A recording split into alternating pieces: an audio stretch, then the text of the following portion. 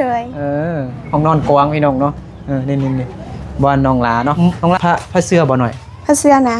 นอนอยู่ชั้นเลยวะมีแต่ผ้าปูเดบผ้าปูไปซัดตัดแล้วจริงแล้วก็จะได้ไปทั้งให้น้ำพ่อได้กำใหญ่หนูใหญ่กว่าไอ้นึกสั่งผู้น้องเนี่ยเงินเอาไปเฮ็ดยังเงินที่ไอ้ท่านนี่เพิ่นฝากมาให้นะก็เก็บไว้เนาะเพื่อเขาเดี๋ยวจะได้ซื้อเขาเปานึงเท่าไหร่เปานึงนะไปซื้อแล้วบ่ยัง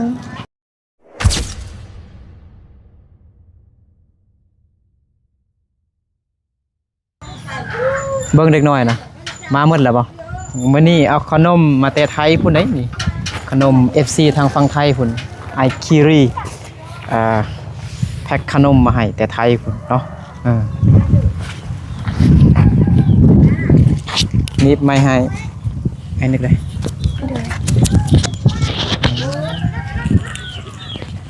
มันล้านมาเข้าเฮียนอยู่นี่แต่ว่าแม่จะพูดตีหัวสะแง่มไม่มื้อนี้สิมาบุกเงินน้องละเขาบุกฮอดห้องนอนเลยมื้อนี้นะเพราะว่ามี FC บอกให้เข้าไปห้องนอนน้องละเอาทักทายสบายดี FC เบิร์ดสิคูสิคนเนาะตอนนี้บ่นึกอยู่บ้านของน้องละบ้านกิวแคมเมืองเพียงหรือเมืองสะยะเมืองเพียงวะเพียงสันได้นะเพียงสันนี้ไม่ใช่นี่ เมืองเพียงแขวงสะยะบุรีพี่น้องเนาะมื้อนี้ไปโรงเรียนบ่ไปเลยคือว่าลงชุดแบบนี้ตอนแรกนี่เอาให้งานเอาให้งานวะ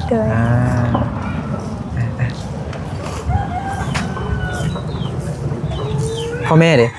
พ่อแม่นะพ่อยังเหือนแม่ไปค่ายเครื่องตลาดเดี๋ยวเห็นอยู่เมื่อกี้เห็นแม่น้องขึ้นไปตลาดเนาะทักทายสบายดี FC ก่อนสบายดี FC ทุกคนเดี๋ยวเข้าไปในเฮือนน้องได้บ่ได้บ่ได้ติบ่ผิดหยังบ่ผิดเข้าห้องนอนผิดบ่บ่ผิดเนาะถ้ามันชนเผ่าอื่นเนี่ยผิดแล้วเด้แต่ว่าชนเผ่ามุ้งเนี่ยบ่ผิดเนาะแต่บ่ให้นอนซื่อๆแม่นบ่คันเข้าไปลิ้นซื่อๆบ่เป็นหยังบ่ไปเบิ่งบอกเล็กน้อยมาดูไอ้นึกเอาขนมมาบอกอะไรเต็มไปเลยจ้าน้องลาเนาะเอาขนมน้องลาอายุ16ปี17ป่ะ16พี่น้องเนาะยังเข้าโรงเรียนอยู่ชั้นม.6 เนาะใช่แล้วขนมขนมเดี๋ยวไปนั่งแบบไปด้วยกันแล้วไปดิเป็นน้อยอย่างบนเลือเครื่องเป็นอย่างนะมาเป็นสมัยอันนี้เป็นของน้องละมีไว้เด้อแล้วก็ขนมไทยขอบใจเด้อโดยมีหลายประเภทเลยขนมก็ได้มีหลายอย่างเลยขนมน้องยังก็น้องช่งน้อยมานี่เราเอาขนมอ่ะน้องช่งเราเอาขนมเอ้าขนมมาแต่ไทยแลนด์ได้นี่เอาขนมเลยล่ะไอคิรีเพิ่นฝากมาพี่น้องเนาะบ่นึกไปเอาอันมื้อเช้านี้เนาะขอบใจโดยผู้นี้เด้ ย่อยชงสบายดีสบายดีพอเด้อโดย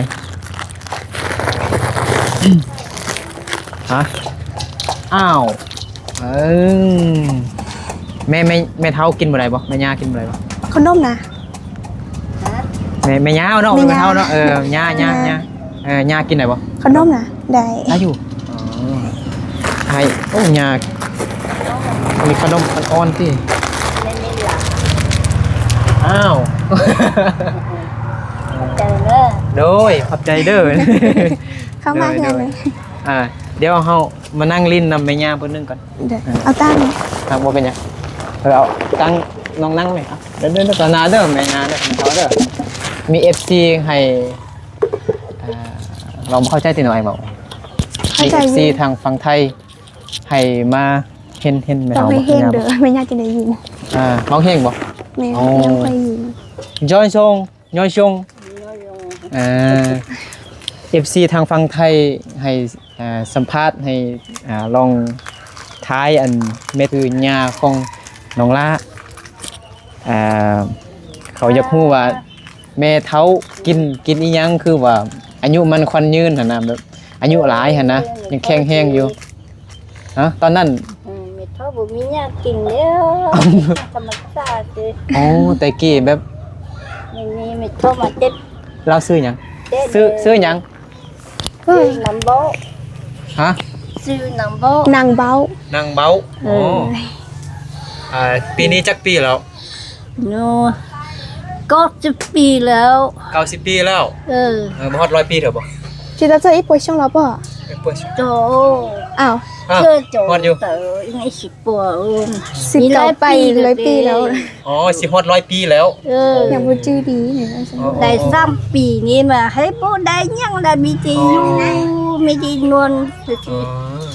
รู้ล่ะเฮ็ดไรเลยจะกินให้บ่ได้เลยบ่ได้กินเด้อ โอ้ยโอ้ขนาดอายุหลายซำนี้ได้ยังเว้าภาษาลาวแบบยังชัดเจนได้ nè บ่แม่นเราอยู่นำคนเราลุ่มบ่ตะกี้น่ะ bò cái du nằm hú nằm hú bò lại tia cha có hay lùm lo tao kinh lo nè có nhớ trong đó là nhớ được món nè ก็อยู่หน้ารถจงเด้อยู่หน้ารถลงเด้ อ๋อ บางคนเนี่ยบ่เฒ่าเด้ประมาณ30ปลายปี40ปลายปีหยังเว้าบ่เก่งเด้ แม่น เว้าบ่เก่งคือแม่เฒ่านี่เด้อืม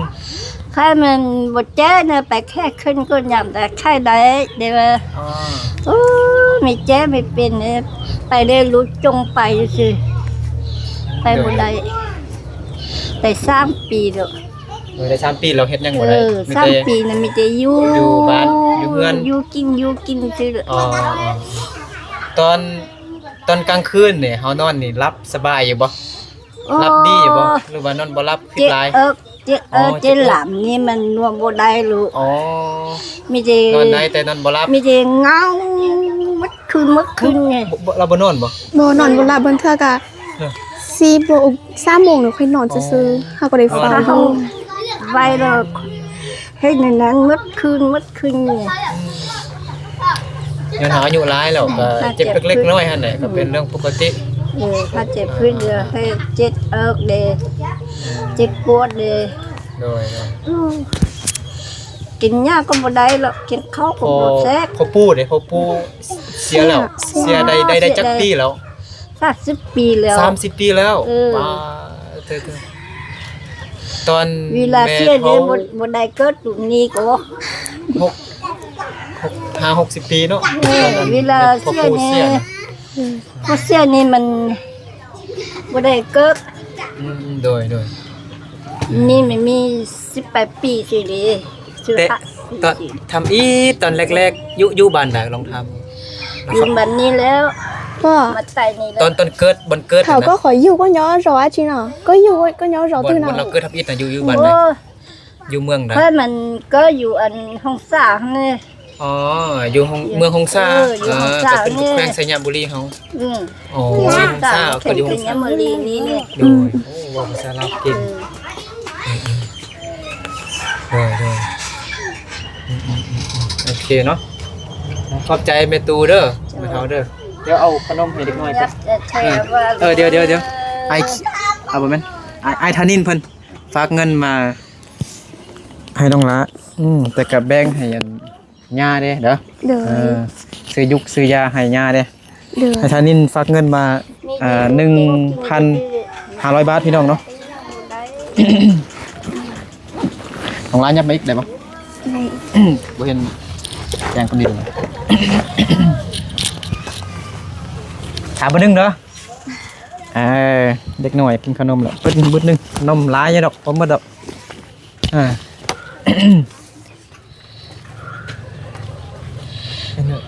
เรื่อง มันเหลื่อมบ่ เอาไปนอนแล้ว นั่งคือได้แล้วตั้งเป็นอย่างกล่องตั้งเป็นมันเรื่องๆเลย แต่เจ้าไว้นั่งแล้วมันเรื่องขึ้นกว่าเก่า นะ เจ้านั่ง น้องร้านนั่งอยู่นี่เลยบ่พี่ญาตินั่งอยู่นะน้องร้านนั่งไ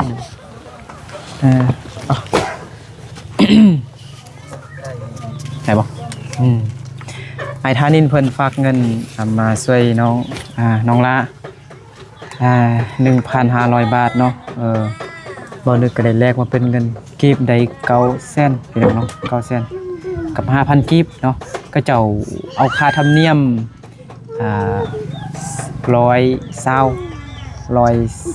บาทเนาะเขาไอ้บ่ได้ไอ้แล้วเจ้หลังไอ้ก็คือ1 2 3 4 5 6 7 8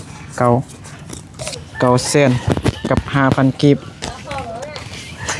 5,000 กีบนี่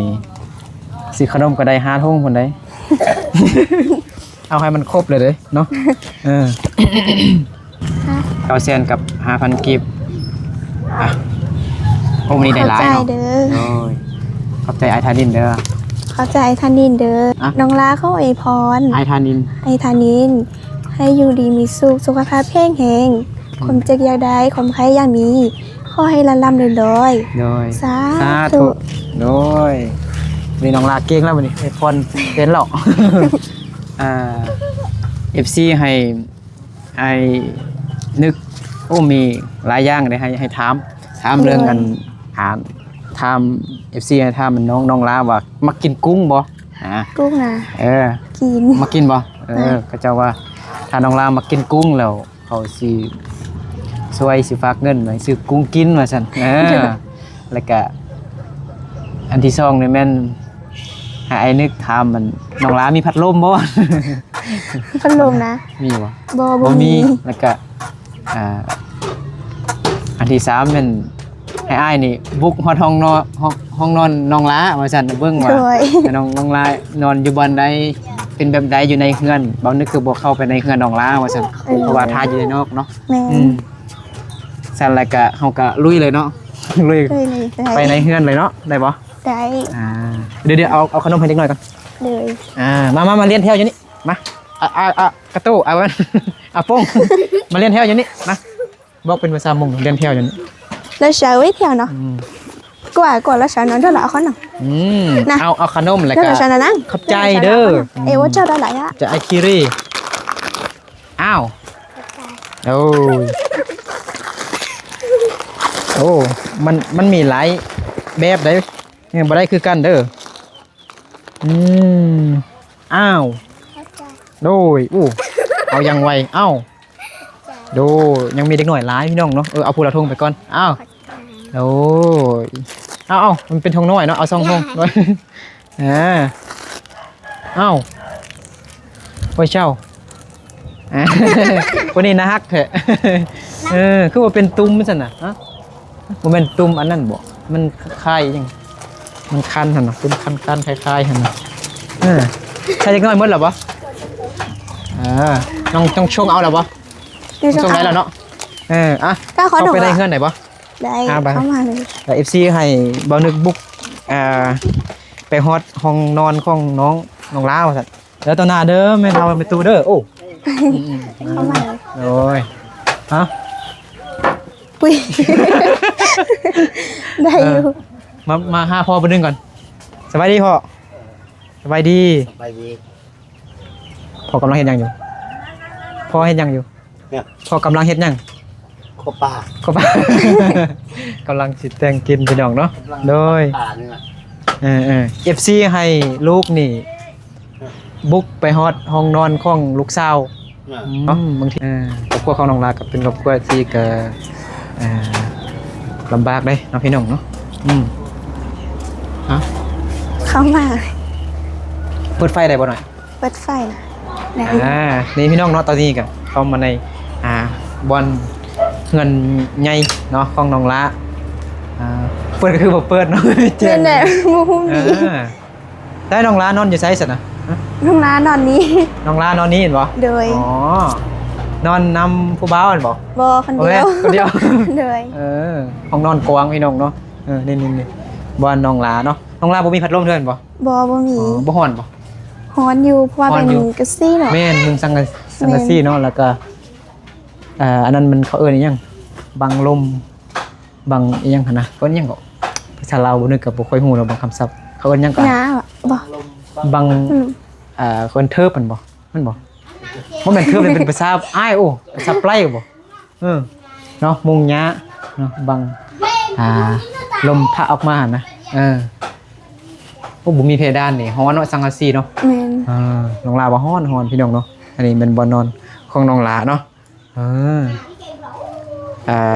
แล้วก็นี่เด้ อันนี้มันของร้านมันเฮียนนั่นแล้วมันนอน อ๋อร้านที่มาเข้าเฮียนอยู่บ้านเกี่ยวเข้มนี้ โดยแม่ มาพักมานอนอยู่นี่เนาะ โดย เขาจะบ่มีผ้าเสื้อบ่หน่อย ผ้าเสื้อนะ นอนอยู่ บ่ ชั้นเลยวะ มีแต่ผ้าปูเดว่าผ้าปูเอาไปซัดตัดแล้ว อ๋อ แน่มีแต่ทองฮู แสด กับ ง ผ้า ว่ายัง ปู บ่มี บ่มีผ้าเสื้อ บ่มีผ้าเสื้อเนาะ โดย เสื้อปูนอนเนาะภาษาไทยมันเขาเอิ้นหยังผ้าเสื้อนี่มันเขาเอิ้นว่าที่นอนที่นอน โดย แล้วนี่เลย นี่นะอันนี้มีแต่แม่ย่านอน แม่ย่าทางนี้อันนั้นนี่นอนบ่ บ่นอนนี่มี น สั อก นได้ เครื่อ พัก ง กังอันนี้เนาะงามเลยเนาะ โดย ย่านอนนี้ โดย แล้วห้องนั้นเด้ พ่อกับแม่ พ่อกับแม่ โดย โอ้มีโต๊ะโซฟางามเลยพี่น้องนี่สองโต๊ะ เปื่อนอยู่ งามเสื้อบ่ อันนี้นะ จากร้าน เอาไม้ไปให้เข้าเฮ็ดเฮาแล้วก็ค่อยใจค่ามือให้เข้า แพงบ่ครับมือของ แพงอยู่ แพงอยู่ แม่ จากร้าน เพราะว่าเอาเตตุเทิงนี้ค่าตีนี้มันก็นำเข้าหมดแล้ว ตอนนั้นก็บ่ไปแพงมันได้เลยกับมีแต่อันนี้บ่ฮอดร้านนี่นะ ฮอตร้าน โดย แต่ว่าตอนนี้ฮอตแล้วเนาะ แม่นแหละ ตอนนั้นมันนั่นเนาะอันนึงซื้ออันนึงได้บ่ จากร้านขายอันนึง บ่ฮู้ว่าพอสิขายบ่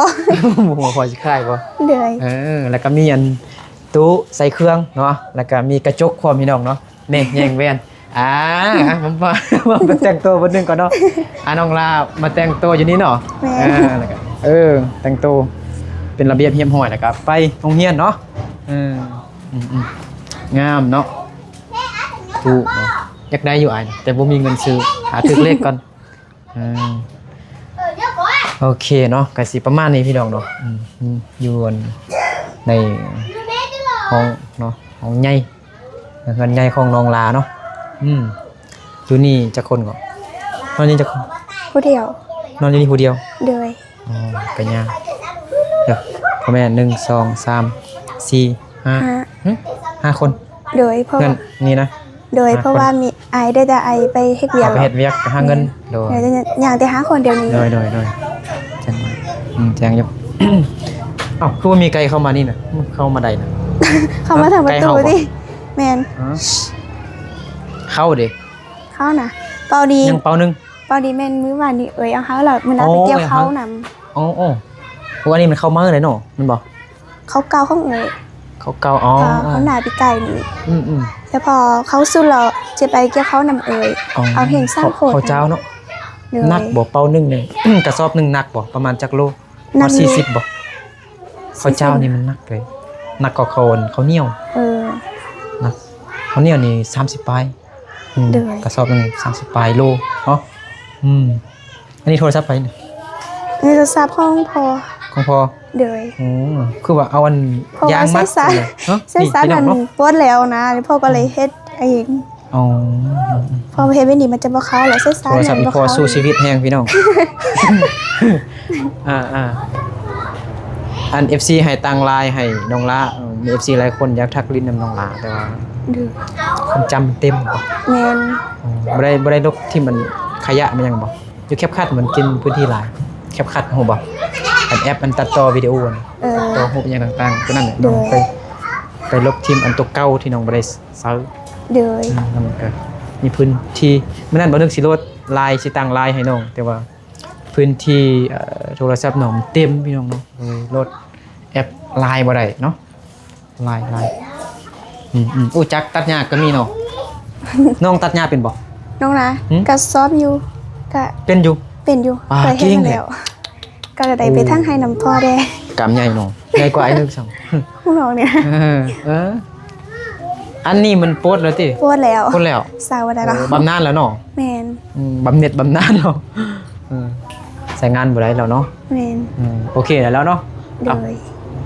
เอาไปน้องนำนี่เนาะไปเบิ่งเด็กหน่อยมาเพิ่มอีกบ่เอาขนมที่ไอคิรีฝากมานี่แจกเด็กน้อยเนาะโอ้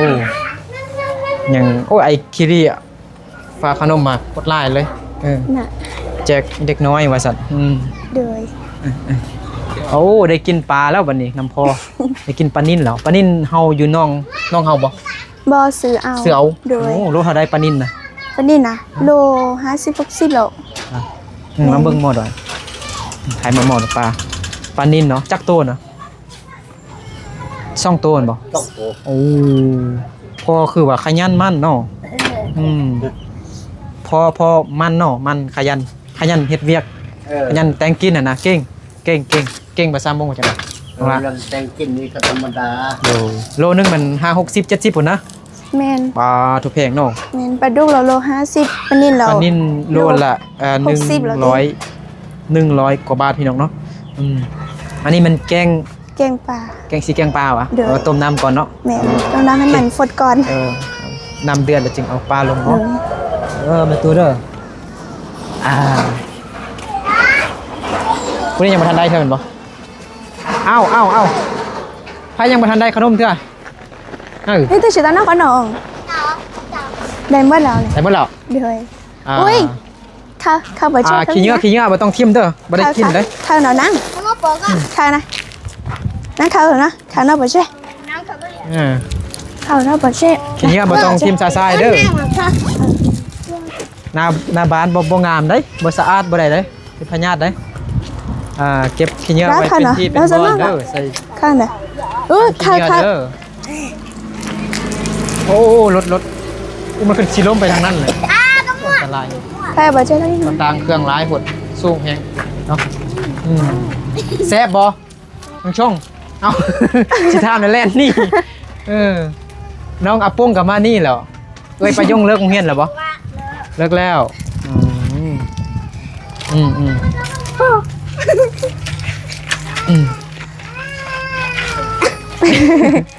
มื้อนี้ไปโรงเรียนบ่ตอนเช้าไปบ่ตอนแรกไปบ่บ่แม่นว่าตัวไอ้นึกได้คือมื้อนั้นไปโรงเรียนกันขายเครื่องอยู่ตลาดพุ่นไอ้นึกไปฟ้องแม่แล้วเด้แม่ด่าบ่มื้อนั้นแม่หายบ่ให้บ่น้องอาปงให้บ่บ่โอ้เนาะกาบ่ถามดิ ปอกา ปอกา เนี่ยอายุเบาบ่ค่อยเป็นอยู่ ขนมจากไทยแลนด์กาเด้แซ่บเด้ป้าฟืนนี่ไผไปซอกนี่ วันนั้นน้องลาไปสอบนะไปน้ำเอ่ย น่ะนี่นะ ว่าสิตาฝุ่นอยู่ นี่นะน้องลาไปซอก วันนั้นเป็นน้ำเอ่ย มันเลื่อมนะเอาอ้าว ยินจ้าให้ก่อนเนี่ยให้กันยินจันเจียอากูก้อนอ่ะ เอาขนมให้น้องไปดึงไปโอ้นี่พี่น้องเนาะไอ้น้องดึงไป นะ น้องละ ยี่นะ ไปซอกฟืนน้ำเอ้ยมาสั่นพี่น้องมีแต่ฟืนดีๆทั้งนั้นพี่น้องเนาะ นั่นน่ะ เต็มนะจุดนี่ลูกดีเลยคนต้องการก็ลงเบอร์ มีแต่ฟืนงามๆแห้งๆพี่น้องเนาะแห้งบักดี เขาชื่อนะตอนนั้นนิ้ว ๆน้องละ โดย เพิ่นครัวน้องนี่จักปีแล้ว ได้ปีแล้ว หลายปีแล้วประมาณจักปีฮอด20ปีบ่ บออย่างพ่อจ้ะ ฮอดเถอะ โดย ปีนึง 10 10 ปี โดย 10ปลายปีแล้วนะ แมน ถูกแข็งแห้งเนาะ เขาเปลี่ยนแต่ มุงหญ้าเย็นดีเลย จะซื้อโดย นั่งไหนเนาะนั่งไหน อ้าว ฮะ นั่งตั้งนี่ไหม นั่งนี่เด้อ ตั้ง อันนี้อะไรดิ นั่งได้ มานั่งมาอยู่ตรงนี้ไอ้ดูงับไปกันน้องลางามน้องลาน่าฮักได้เนาะน่าฮักปานนี้ยังมีผู้บ่าวเลยเดี๋ยวคิดตัว บตัว น้ามันตัว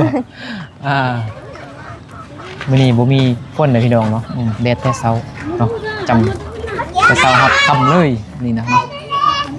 ตอนแรกนี่น้องลาไปออกแรงงานอยู่โรงเรียนเนาะไปออกแรงงานแล้วเฮ็ดหยังเสียหญ้าบ่ ทางหญ้า ทั้งหญ้า แมนทางส้นกอยนะปุ๊กกอยอยู่ล่าง ก ค ล้วย อง ปลูกกล้วยล่างของ โดย ดี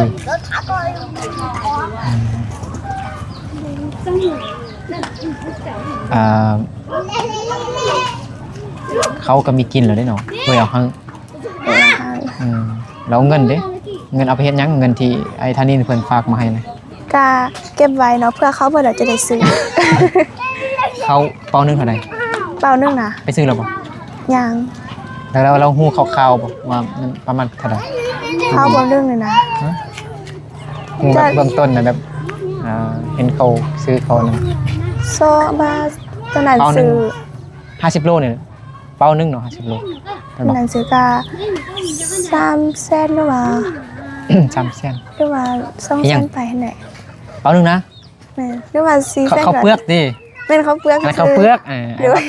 เขาซ่านนะ เขาสั้นนี่บ่ได้ไปซื้อเด้อ เขาเปลือกนี่เป้านึงมัน2แสน3แสนบ่ โดย อ๋อก็ประมาณนั้นแหละเอาซี่มาก็ได้ประมาณครึ่งเป้าเนาะ โดย ได้หลายเลยซื้อเขาเปลือกมาซี่นี่ก็มันจะโอเคกว่าเอาโอเคกว่าเราไปซื้ออันอยู่ตลาดนะมันได้น้อย โดย อยู่ตลาดใหญ่พุ่นก็โลละข้าวเจ้าเนาะเพราะว่าน้องลาก็กินข้าวเจ้ามันบ่ แม่น เป็นหลักเนาะ แม่น ข้าวเหนียวนี่ชนน้อยบ่ แม่น ข้าวเจ้านี่อยู่ตลาดเขาขายโลนึงเงิน20,000กีบพี่น้อง50โลก็1ล้านแม่นบ่1ล้านกีบ แม่น ก็ประมาณ 1,500 หรือว่า 1,600 บาทนี่แหละเนาะ1ล้านกีบต่อ50โลก็เป้านึงแหละพี่น้องเนาะกระสอบนึงเนาะกระสอบนี่พี่น้องเนาะนี่กระสอบนี่เนาะเป้านึงเต็มเป้าเลย50โล1ล้านเนาะถ้าเป็นข้าวเหนียวแม่นเป้านึงมัน7,500โล15 โล15รุ่นไล่เนาะ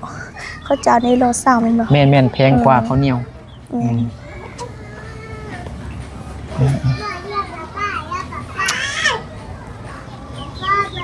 วันเสาร์วันอาทิตย์นี่น้องล้าเห็นยัง ใช่วันที่น่ะก็ไปให้ไปส่วน ให้ไปส่วน โดย บ่ได้นอนลิ้นบ่ บ่ คิดว่าตื่นมาแล้วนอน บ่ เออ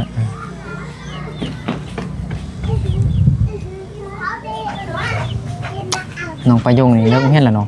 เลิกแล้ว เดี๋ยวเฮาสิไปลิ้นน้ำน้องประยงก่อนพี่น้องเนาะมาลิ้นน้ำน้องละบึดนึงเนาะเอาเงินที่ไอ้ธนินเพิ่นฝากมาให้เนาะก็ขอบใจขอบคุณไอ้ธนินเพิ่นเนาะที่ฝากเงินให้